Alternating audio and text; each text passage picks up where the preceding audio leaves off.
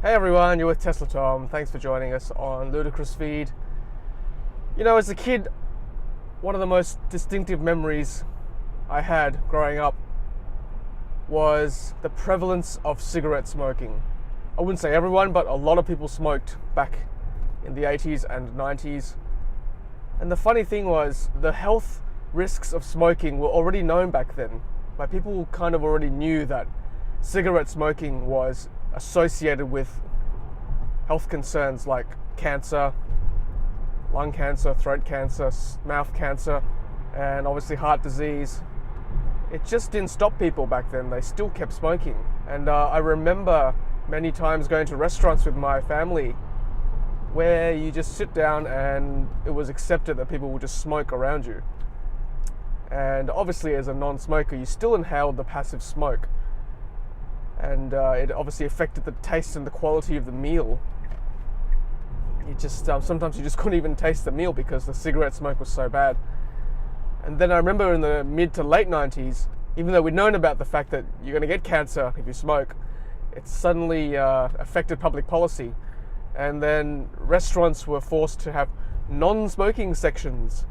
And obviously that was a bit of a joke to a non-smoker because you can't contain the smoke over a glass barrier. It's going to go over, and it still wafted over. It was a bit better, but not perfect. And it just seems incredulous to me that now in 2018 that anybody would smoke, really, given what we know about cigarette smoking. But now it's great now that we go into a public venue like a restaurant or a stadium or a music event, hospitals. Any public area for that matter, you can't really smoke anymore, which is great. And I think that's kind of where we are at with electric vehicles, if I can just draw that comparison.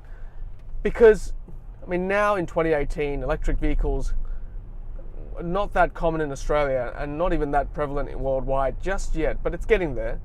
I mean, people know the benefits of electric vehicles and the potential it has to source its fuel from, obviously, cleaner energy sources like the sun or other renewable types of energy. It possibly creates a bigger carbon footprint to create the car, but the actual fuel source, if it was clean, it would actually be better for the environment overall compared to a gasoline or a petrol vehicle. So I think that's kind of where we're at now in 2018 with electric vehicles. If I can draw a comparison to cigarette smoking ban back in the 90s, we kind of know the benefits. All the science is there, but we're just not quite there yet with public policy, with a widespread mainstream implementation. We'll get there. I think we'll look back in 10, 20 years' time and go, why did it take so long? I think we're at an interesting juncture that electric vehicles are at now currently. I think over time the public will catch up, the governments will catch up and realize that we will need to change over to electric vehicles here in this country. I remember it wasn't that long ago, possibly in the last decade, when the governments here in Australia finally banned cigarette advertising. All those kind of companies were not allowed to advertise anymore on our cigarette packets. So it became like a clear or very bland packaging, and it had the cigarettes can kill you kind of message on the actual packet itself, and grotesque pictures of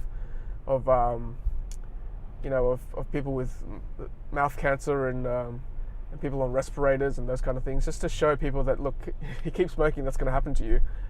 And so, look, I think the government has a big role to play. So they were the ones that finally listened to the cigarette lobbyists to stop that kind of thing happening. And I think that helped stem the tide of cigarette smoking in this country. I think governments have a similar role to play to listen to the electric vehicle lobbyists currently and say, enough is enough. Yes, we're getting levies from oil companies and those kind of things, but enough is enough. We need to look after the country's health.